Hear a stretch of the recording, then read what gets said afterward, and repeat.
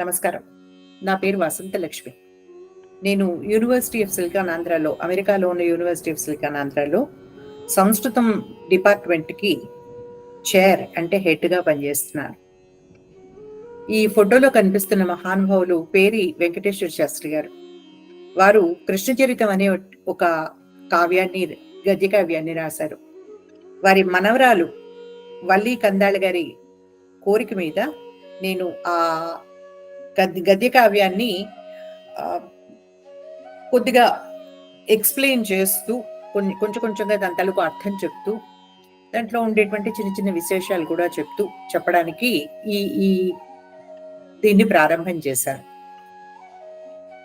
కరారవిందేన పదారవిందం ముఖారవిందే వినివేశయంతం వటస్య పత్రస్య పుటేశయానం బాలం ముకుందం మనసా స్మరామి న్యగ్రోధస్య తరోర్మూలమధ్యాసీనం జగద్గురుం భావయే దక్షిణామూర్తిం భవసాగరతారకం పరిత్రాణాయ సాధూనాం దుష్టానాం దమనాయ చ ద్వాపరాంతే యదుకులేవతీర్ణం భువి కేశవం ప్రణమ్య శిరసా కృష్ణం తస్య బాల్య విచేష్టితం పావనం విస్మయకరం భవబంధ విమోచనం సుఖబోధాయ బాలానాం జిజ్ఞాసూనాం సచేతసాం యథా గ్రంథం వర్ణయతే గౌతమో వెంకటేశ్వరః.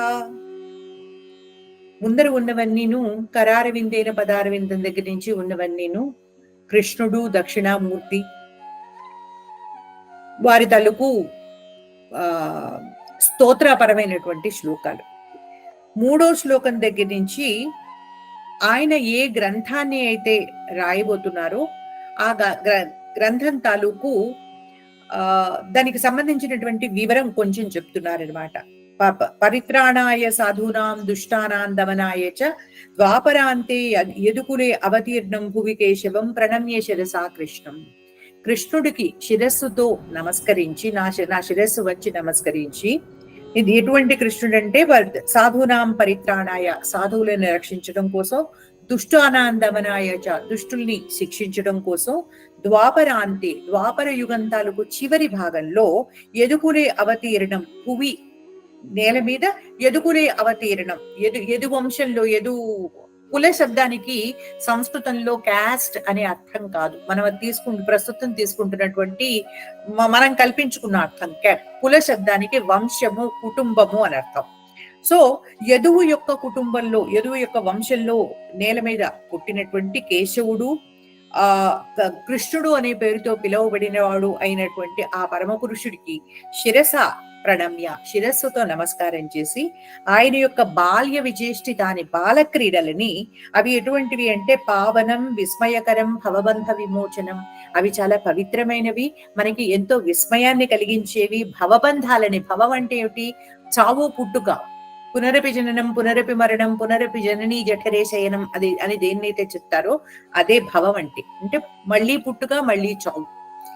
ఈ భవ చక్రాన్ని ఏదైతే ఉందో దాని నుండి, ఆ బంధాల నుండి మనల్ని విడిపింపజేసేది అయినటువంటి ఆయన యొక్క కృష్ణుడి యొక్క ఆ పురుషోత్తముడి యొక్క బాల్య విచేష్టితాన్ని సుఖబోధాయ బాలానాం చిన్నపిల్లలకి సుఖబోధాయ చక్కగా స్పష్టంగా అర్థం కావడం కోసమై, ఇంకా ఎవరికి సుఖబోధాయ అంటే జిజ్ఞాసూనాం సచేతసాం, జిజ్ఞాసువులు ఆయన గురించి తెలుసుకోవాలి అని అనుకునేటువంటి వాళ్ళు, సచేతసాం సహృదయులు అయినటువంటి వాళ్ళు, అలాంటి వాళ్ళందరికీ సుఖబోధాయ తేలికగా అర్థం కావడం కోసమై గౌతమ వెంకటేశ్వర, గౌతమ సగోత్రీకుడనైనటువంటి వెంకటేశ్వర నామధేయం కలిగిన వాడనైనటువంటి నేను యథా గ్రంథం అంటే వ్యాస విరచితమైనటువంటి భాగవత గ్రంథం ఏదైతే ఉందో ఆ భాగవత గ్రంథం తలుపు అందులో ఉన్నటువంటి కథ ఎట్లా ఉందో దాన్ని సరిగ్గా అట్లాగే అనుసరిస్తూ నేను చెప్పబోతున్నాను అని ముందరగా తను ఏం చెప్తున్నారో దాన్ని ప్రతిజ్ఞ చేసి అక్కడి నుంచి కథ మొదలు పెడుతున్నారు. పురా ద్వాపరాంతే అసురాంశ సంభూతైః అధార్మికైః కంస సాల్వ శిశుపాల జరాసంధ ప్రభృతిభిః అసంఖ్యాకైః దృప్తక్షత్రియైః సర్వత సమాక్రాంతా మేదిని అధర్మభారమసహమాన సాశ్రుముఖి బ్రహ్మాణం శరణం ప్రపేదే. పురా ద్వాపరాంతే, పూర్వకాలం ఎప్పుడు అంటే ద్వాపరాంతే, ద్వాపర యుగం తాలూకు చివరి భాగంలో.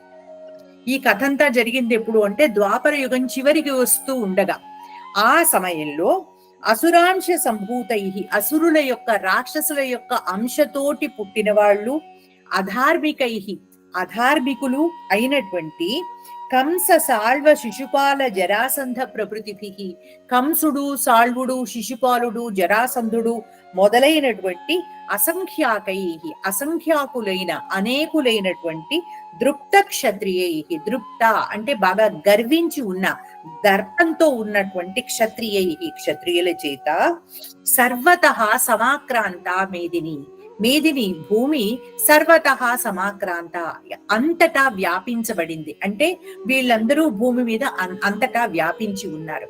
అలా వాళ్ళ చేత సమాక్రాంత అయినటువంటి మేదిని భూదేవి అధర్మ భారం అసహమాన, అధర్మ భారాన్ని, వాళ్ళు చేస్తున్నటువంటి అధర్మం తలుకు, అధర్మ కార్యాల తలుకు భారాన్ని, అది వాళ్ళు ఏ అధర్మ కార్యాలు చేస్తారో అవి అన్నీ కూడాను ఆవిడ మీద చాలా పెద్ద బరువైపోయి ఆవిడ ఆ భూమి యొక్క భారాన్ని మొయ్యలేని పరిస్థితి వచ్చేస్తుంది. అందుకోసం ఆ భారాన్ని అసహమాన, అసహించలేనటువంటిదై సాశ్రుముఖి, ఎంత దుఃఖంలో ఉంది అంటే కళ్ళనీళ్లు కారుస్తూ అశ్రువులతో కూడిన ముఖం కలిగినటువంటిదై బ్రహ్మాండం, బ్రహ్మదేవుణ్ణి శరణం ప్రపేది, ఆయన శరణు చొచ్చింది. ఆయన దగ్గరికి వెళ్ళి నువ్వే నాకు శరణు, నన్ను ఇందులోంచి, ఈ కష్టం నుంచి బయటపడేయాలి అని ఆయన్ని అడిగింది. సతు తదీయం వచనమాకర్ణ్య తయా దేవైః త్రినయనేన చ సహ క్షీరోదధే స్థిరమాసాద్య సమాహితః వాసుదేవం పురుష సూక్తేన ఉపతస్థే.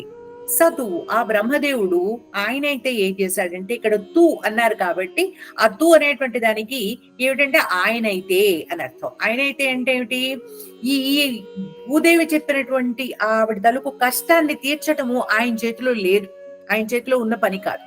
కాబట్టి ఆయన ఏం చేశాడంటే తదీయం వచనమాకరణ్య, ఆవిడ మాటలన్నిటినీ, తదీయం అంటే ఆవిడ చెప్పినటువంటి ఈ వచనం ఆకరణ్య, మాటలన్నింటినీ విని దయా, ఆమెతోనూ దేవై, తన చుట్టూతో ఉన్నటువంటి దేవతలతోనూ త్రినయనేన, పరమేశ్వరుడు ముక్కంటి అయినటువంటి త్రినేత్రుడైనటువంటి పరమేశ్వరుడితోనూ కలిసి, సహా వీళ్ళందరితో కలిసి క్షీరోదధేహ తీరం ఆసాద్య, క్షీర సముద్రం యొక్క, పాల సముద్రం యొక్క తీరాన్ని చేరుకున్నాడు.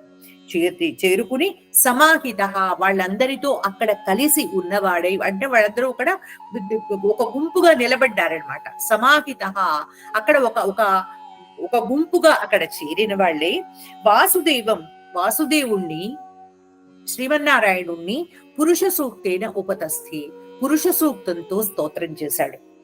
తదా గగనే అశరీరిణి వాక్ అశ్రూయత, తదా ఆ సమయంలో గగనే ఆకాశంలో అశరీరిణి వాక్, ఒక అశరీర వాక్కు అంటే శరీరం లేకుండా కేవలం వాక్కు మాత్రమే వినిపించినటువంటి, మాట మాత్రమే వినిపించినటువంటి ఒక అశరీర వాక్కు, ఒక ఆకాశవాణి అశ్రూయత వినిపించింది. తదా వినిపించిందంటే ఏమిటి, వాళ్ళ చేత వినబడింది. ఓకే, తదా కలయ్య భగవాన్ పితామహ దేవాన్ ఇదమవోచిత్, ఆ అశరీరిణి వాక్కు బ్రహ్మదేవుడికే అర్థమైంది. దాంతో తత్ ఆకలయ్య, దాన్ని అర్థం చేసుకుని భగవాన్ పితామహ, పూజ్యుడైనటువంటి పితామహుడు, పితామహుడు అని ఎందుకన్నారు బ్రహ్మదేవుణ్ణి అంటే, బ్రహ్మదేవుడు ప్రజాపతులను సృష్టిస్తే ప్రజాపతులు ప్రాణుల్ని సృష్టించారు, మానవుల్ని సృష్టించారు, మనువులు వీళ్ళని మానవ జాతిని సృష్టించారు. అందుకోసం మానవ జాతికి తండ్రులు మనువులైతే తండ్రుల తాలూకు తండ్రులను సృష్టించినటువంటి వాడు బ్రహ్మదేవుడు అవుతాడు. అందుకోసం ఆయనే పితామహుడు అన్నారు అన్నమాట. పితామహ దేవాన్ ఇదం అవోచత్, దేవతలతోటి ఇదం అవోచత్, ఈ మాట అన్నాడు. హే దేవాః ప్రాగేవ అయమర్థః పురుషోత్తమేన అవగతః భూభార హరణాయ స భగవాన్ వసుదేవ గృహే అవతరిష్యతి. వాసుదేవాంశ భూతః అనంతః తస్య అగ్రజో భవిష్యతి. భగవతి విష్ణుమాయాపి తదాదేశేన కార్యార్థం అంశేన జనిష్యతి. భవద్భిః సస్త్రీకైః తత్సహాయార్థం యదుషు ఉత్పత్తవ్యం ఇత్యాదిశ్య దేవాన్ భువంచ ఆశ్వాస్య స్వధామ పరమం యయౌ. హే దేవాహ, ఓ దేవతలారా, ప్రాగేవా, ఇంతకు మునుపే, అంటే మనం భూదేవి నా దగ్గరికి వచ్చి నాకు ఈ సంగతి చెప్పి మనమందరూ ఇక్కడికి వైకుంఠానికి వచ్చి రావడానికి, వైకుంఠం కాదు క్షీరసాగరం దగ్గరికి రావడానికి మునుపే అయమర్థ, ఈ విషయము, ఈ అర్థ శబ్దం ఉంది చూసారా, దీనికి చాలా అర్థాలు ఉంటాయి. అంటే ఒక ప్రయోజనం, ఒక అంశం, ఒక విషయం, ఒక ఒకేషన్, ఒక సందర్భం, ఇలాంటి అర్థాలన్నీ తీసుకోవచ్చు దానికి. ఆ అర్థ మీనింగ్ అనే అర్థం కూడా దానికి ఉంది. అంటే ఇది ఎప్పుడు ఎట్లాంటి పదము? ఆ అర్థ, తార్థ. ఇది కాకుండా అర్ధ శబ్దం ఉంది. అర్ధ అనేటువంటిది ఒకటే అర్థం కలిగినటువంటిది. ఆ అర్ధ శబ్దానికి అర్థం ఏమిటి అంటే సగం అని. రైట్. ఇప్పుడు ప్రస్తుతం మనం అర్థ అంటే ఈ సంగతి, ప్రాగేవ అయం అర్థ, ముందరే ఈ సంగతి పురుషోత్తమేన అవగత, పురుషోత్తముడి చేత, శ్రీమన్నారాయణుడి చేత అవగత, తెలుసుకోబడింది. ఆయనకు ముందరే ఈ సంగతి తెలిసిపోయింది. భూభారహరణాయ సహా భగవాన్ వసుదేవ గృహే అవతరిష్యతి. భూభారహరణాయ, భూమి యొక్క భారాన్ని హరించడం కోసమే, తీసేయడం కోసమే, సహా భగవాన్, ఆ భగవంతుడు వసుదేవ గృహే అవతరిష్యతి. వసుదేవుడి యొక్క ఇంట్లో, అంటే భూలోకంలో వసుదేవుడి యొక్క ఇంట్లో అవతరిష్యతి, అవతరించబోతున్నాడు, అంటే పైనుంచి కిందికి దిగి వెళ్ళబోతున్నాడు. వాసుదేవాంశభూత అనంత, అనంతుడు అంటే ఎవరు? ఆదిశేషుడు. ఇప్పటిదాకా విష్ణుమూర్తికి శయ్యగా ఉండి ఆయన్ని భరిస్తూ ఉన్నటువంటి ఆ వాసుదేవుడు ఎవరైతే ఉన్నాడో, ఆ అనంతుడు ఎవరైతే ఉన్నాడో, ఆ అనంతుడు ఎలాంటి వాడు అంటే వాసుదేవాంశభూత, ఈ విష్ణుమూర్తి యొక్క అంశావతారమే. ఎందుకంటే విష్ణుమూర్తి యొక్క అంశావతారం కాకపోతే విష్ణుమూర్తిని భరించడం ఎట్లా సాధ్యమవుతుంది ఆయనకి? అందువల్ల ఆయన ఆ వాసుదేవుడి యొక్క అంశభూతుడైనటువంటి ఆ అనంతుడు తస్య అగ్రజః భవిష్యతి, ఆయనకి అగ్రజుడిగా, ఆయన కంటే ముందర పుట్టినటువంటి అన్నగా పుట్టబోతున్నాడు. భగవతి విష్ణుమాయాపి తదాదేశేన కార్యార్థం అంశేన జనిష్యతి. ఇంకా విష్ణుమాయ, విష్ణువు యొక్క మాయ ఏదైతే ఉందో, మనుషుల్ని మోహింపజేసేటువంటి, మనుషుల్ని మాత్రమే కాదు దేవతల్ని అందరినీ మోహింపజేసేటువంటి విష్ణుమూర్తి యొక్క మాయా శక్తి ఏదైతే ఉందో, ఆ భగవతి పూజ్యురాలైన ఆ విష్ణుమాయ తదాదేశేన, ఈ విష్ణుమూర్తి యొక్క ఆదేశంతోనే కార్యార్థం, ఈ పనిని జరపడం కోసమై, అంటే విష్ణువు నేల మీద అవతరించటము, అక్కడ ఉన్నటువంటి పనులను ఆయన పూర్తి చేయడము, వీటన్నింటి కోసమై అంశేన జనిష్యతి, ఆవిడ కూడా విష్ణుమూర్తి యొక్క అంశని ధరించి అక్కడ జన్మిస్తుంది. భవద్భిః సస్త్రీకైః సహాయార్థం యదుషు ఉత్పత్తవ్యం. ఇప్పుడు ఈయన విష్ణువు, పుట్టినటువంటి విష్ణువు ఈ ఉన్నటువంటి క్షత్రియులందరి యొక్క సంహారం చేయాలి అంటే ఆయనకి సహాయులు కావాలి, అంటే ఆయనకు తోడుపడే వాళ్ళు కావాలి. ఆ తోడుపడడం కోసమై భవద్భిః, మీరందరూ సస్త్రీకైః, మీ భార్యలతో కలిసి తత్ సహాయార్థం, ఆయనకి సహాయం చేయడం కోసమై యదుషు ఉత్పత్తవ్యం, యదువులలో అంటే ఏమిటి? యదు వంశంలో ఉత్పత్తవ్యం, మీరందరూ జన్మించాలి. ఇది ఆదిశ్య అని వాళ్ళకందరికీ ఆదేశించి, దేవాన్ భువంచ ఆశ్వాస్య, దేవాన్ దేవతలని, భువం భూదేవిని కూడా ఆశ్వాస్య ఊరడించి, ఆవిడ కొంత ఓదార్పుని కలగజేసి, స్వధామ పరమం యయౌ, అక్కడి నుంచి ఆయన తన యొక్క పరమం, అతి శ్రేష్టమైన అత్యున్నతమైనటువంటి స్వధామ, తన యొక్క ఆ లోకానికి లేదా తన యొక్క నివాసానికి యయౌ వెళ్ళిపోయాడు. ఇంకా ఇప్పటి నుంచి కథ మొదలవుతోందన్నమాట. పురా శూరసేనో నామ యదుపతి మధురాన్ శూరసేనాంశ్చ దేశాన్ పర్యపాలయత్.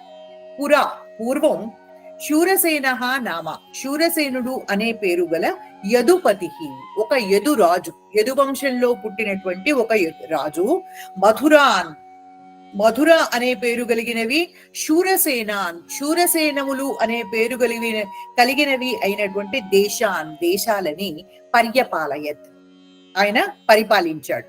అంటే మధుర అనేటువంటిది ఒక దేశం అయితే, అంటే మధుర రాజధానిగా కలిగినటువంటి దేశం ఒకటైతే, శూరసేనం అనేటువంటిది మరొక దేశం. ఈ కథ ప్రకారం సంస్కృతంలో ఎప్పుడూ కూడా దేశవాచక శబ్దాలు బహువచనంలో ఉంటాయి అన్నమాట, ఎప్పుడు కూడా అంతే. కాబట్టి మధురాన్ శూరసేనాన్ అనేటువంటిది బహువచనంలోనే ఉన్నాయి రెండు పదాలను. ఈ రెండు దేశాలను ఆయన పరిపాలించాడు. అతః సర్వ యాదవ భూభుజాం మధురా రాజధాన్యాసీత్. దాంతో అతః ఆ కారణం చేత సర్వ యాదవ భూభుజాం, సర్వ యదుకులంలో పుట్టినటువంటి అందరు రాజులకి కూడా, భూభుజాం అంటే భూమిని పరిపాలించేటువంటి రాజులకి, మధురయే రాజధాని ఆసీత్, రాజధానిగా ఉండేది. కదాచిత్ తస్యాం వసుదేవః ఉగ్రసేనాగ్రజస్య దేవకస్య సుతాం దేవకీం పరిణీయ నవోఢయా తయా సహ స్వభవనం గంతుం రథమారురోహ. కదాచిత్ ఒకప్పుడు, తస్యాం ఆ మధురా నగరంలో, వసుదేవః వసుదేవుడు అంటే ఎవరు అంటే ఈ శూరసేన దేశాలకు రాజు. శూరసేన దేశాలకు రాజు అయినటువంటి వసుదేవుడు ఉగ్రసేన అగ్రజస్య, ఉగ్రసేనుడి యొక్క అన్న. ఉగ్రసేనుడు ఎవరు అంటే మా మాథుర దేశాలకి రాజు ఉగ్రసేనుడు. ఈ ఉగ్రసేనుడి యొక్క అన్న దేవకుడు. ఆ ఉగ్రసేనుడి యొక్క అన్నయైన దేవకస్య సుతాం, దేవకుని యొక్క కూతురైన దేవకీం పరిణీయ, దేవకి అనేటువంటి కన్యని పరిణీయ వివాహం చేసుకుని, నవోఢయా తయా సహా స్వభవనం గంతుం రథమారురోహ. నవ ఊఢయ అంటే కొత్తగా పెళ్లి చేసుకోబడినటువంటి, తయా సహా ఆమెతో కలిసి, ఆ కొత్త పెళ్లి కూతురైనటువంటి దేవకితో కలిసి, స్వభవనం గంతుం తన ఇంటికి వెళ్ళడానికి. ఇప్పుడు ఈ శూరసేన దేశాలకు కూడాను మధురే రాజధాని కాబట్టి ఈయన ఇల్లు కూడా మధురా నగరంలోనే ఉంది. అందుకోసం ఈ ఉగ్రసేనుడి ఇంటి నుంచి పెళ్లి కూతుర్ని తన ఇంటికి తీసుకెళ్లడం కోసమై రథమారురోహ, రథాన్ని ఎక్కాడు. ఉగ్రసేన సుతః కంసః స్వభగినీ ప్రీత్యా రథారూఢ సారథ్యమకరోత్. ఉగ్రసేన సుతః, ఉగ్రసేనుడి కొడుకైనటువంటి కంసః, కంసుడు అంటే దేవకికి పింతండ్రి కొడుకైనటువంటి కంసుడు, స్వభగినీ ప్రీత్యా తన చెల్లెలి మీద ఉన్నటువంటి ప్రేమతోటి రథారూఢ సారథ్యమకరోత్, రథ ఆరూఢ రథము ఎక్కినటువంటి వాళ్ళిద్దరికి సారథ్యం అకరోత్, తానే సారథి అయ్యాడు. అంటే వాళ్ళు ఎక్కిన రథాన్ని తానే నడుపుకుంటూ తీసుకెళ్తున్నాడు. దేవకోపి స్వదుహితుః బహువిధం హస్తీశ్వాది రూపం పరిబర్హం అదాత్. దేవకః అపి, ఇంకా తండ్రి దేవకుడేమో, ఆయనేమో స్వదుహితుః తన కూతురికి బహువిధం అంటే ఎన్నో రకాలైనటువంటి హస్తి అశ్వాది రూపం, హస్తి ఏనుగులు, అశ్వ గుర్రాలు మొదలైన రూపం కలిగిన, అంటే ఏనుగులు గుర్రాలు దగ్గర నుంచి మొదలుపెట్టి ఎన్నో రకాలైనటువంటి వస్తువుల్ని పరిబర్హం అంటే కానుకగా, పెళ్లి కూతురుతో పాటు సారె పంపిస్తాం కదా, అలా సారెగా అదాత్ ఇచ్చాడు. ప్రయాణోపక్రమేచ శంఖభేరీ మృదంగాది మంగళవాద్య ఘోషః ప్రవృద్ధః ఆసీత్. ప్రయాణ ఉపక్రమే, ఇలా ప్రయాణం ప్రారంభమవుతూ ఉంటే, వాళ్ళు కదులుతూ ఉంటే, శంఖభేరీ మృదంగాది మంగళవాద్య ఘోషః, శంఖాలు భేరులు మృదంగాలు మొదలైనటువంటి మంగళవాద్యాల తాలూకు, మంగళమయమైనటువంటి వాద్యాల తాలూకు ఘోష ప్రవృద్ధః ఆసీత్ చాలా ఎక్కువగా వినిపించింది. మిన్ను ముట్టిందంటాం కదా, అలా మిన్ను ముట్టింది. ఏవం గచ్చత్సు తేషు మధ్యే పథే గృహీత ప్రగ్రహం కంసమాహూయ అశరీరిణీ వాక్ రే అబుధా యాం త్వం నయసి తస్యాహ అష్టమో గర్భః త్వాం హనిష్యతి ఇత్యాహ. ఏవం గచ్చత్సు తేషు వాళ్ళందరూ, ఏవం గచ్చత్సు ఇలా వెళ్తూ ఉండగా, దీన్ని సతి సప్తమి అంటారు. ఏవం తేషు ఏవం గచ్చత్సు సత్సు అంటే ఇది గచ్చత్సు అనేటువంటిది బహువచనంలో ఉంది కాబట్టి సత్ శబ్దాన్ని మనం బహువచనంలో సత్సు అంటాం అనమాట. ఒకడే అయితే ఏ తస్మిన్ గచ్చతి సతి అని అనేవాళ్ళం. అప్పుడు మీకు సతి సప్తమి తెలుగు రూపం స్పష్టంగా తెలిసే. రైట్, వీళ్ళు ఇలా వెళ్తూ ఉండగా మధ్యే పథే దారి మధ్యలో గృహీత ప్రగ్రహం, ప్రగ్రహాలంటే ఏమిటి, గుర్రాల తలుపు కళ్ళేలు, ఆ కళ్ళాలని గృహీత ప్రగ్రహం, కళ్ళాలు పట్టుకుని ఉన్నటువంటి, అంటే వాటిని గుర్రాలని తోలుతూ ఉన్నటువంటి కంసమాహూయ, కంసుణ్ణి సంబోధించి అశరీరిని వాక్, ఒక అశరీర వాక్కు ఇలా చెప్పింది. రే అబుధా, ఓరి బుద్ధిహీనుడా, యాం త్వం నయసి, ఏ స్త్రీనైతే నువ్వు నా చెల్లెలు అని ఎంతో ప్రేమగా తీసుకెళ్తున్నావో, తస్యాహ, ఆమె యొక్క అష్టమో గర్భ, అష్టమ గర్భము అంటే 8వ సంతానము, త్వాం హనిష్యతి, నిన్ను చంపబోతోంది. ఆవిడ యొక్క 8వ సంతానం చేతిలోనే నీకు మరణం సంభవించబోతోంది. ఇది ఆహ అని చెప్పింది. అహో కిబివా కార్యం ఖలానా, ఇది కవి చేస్తున్నటువంటి ఒక వ్యాఖ్యానం అన్నమాట. అయ్యో కిమివ అకార్యం ఖలానాం, ఖలానాం చెడ్డవాళ్ళకి, దుర్మార్గులకి, అకార్యం కిమివ, అసలు చెయ్యకూడని పని అంటూ ఏముంటుంది గనక, యతః తదాకర్ణ్య భయాకులః అతి నృశంసః భోజకుల పాంసనః సతంసః భవితవ్యత బలవతీతి అవిచారయన్ ఆగామినః అపాయాత్ ఆత్మానం గోపాయుతుం సద్య ఏవ తజ్జిఘాంసయా ధృదాసహి తాం కచగ్రహం సమాచకర్ష. యతః, ఎందుకంటే, తత్ ఆకర్ణ్య, ఆ మాటలు విని, భయాకులః, కంసుడు ఏమైపోయాడు, భయంతో ఉనికిపోయాడు. భయాకులః, భయంతో ఉనికిపోతూ ఉన్నటువంటి కంసుడు ఎలాంటి వాడు, అతి నృశంసః, అతి నృశంసుడు. నృశంసః అంటే ఆత్మానం నరం శంసతి ఇది నృశంసః అంటే తనని తాను మనిషి అని చెప్పుకుంటాడు, కానీ నిజానికి వాడికి మనిషి లక్షణాలు ఏమీ లేవన్నమాట. అలాంటి వాడు నృశంసుడు. భోజకుల పాంసనః, తాను పుట్టినటువంటి భోజకులానికి, అంటే ఇప్పుడు ఈయన ఉగ్రసేనుడు ఎవరైతే ఉన్నాడో ఆయన భోజకులంలో పుట్టాడు, భోజ వంశంలో పుట్టాడు. ఆ భోజకులాన్ని పాంసనః అంటే దాన్ని కలుషితం చేసేటువంటి వాడు, దాని తలకు పేరు చెడగొట్టేటువంటి వాడు. స కంసః, అటువంటి ఆ కంసుడు భయాకులః, భయంతో వణికిపోయాడు.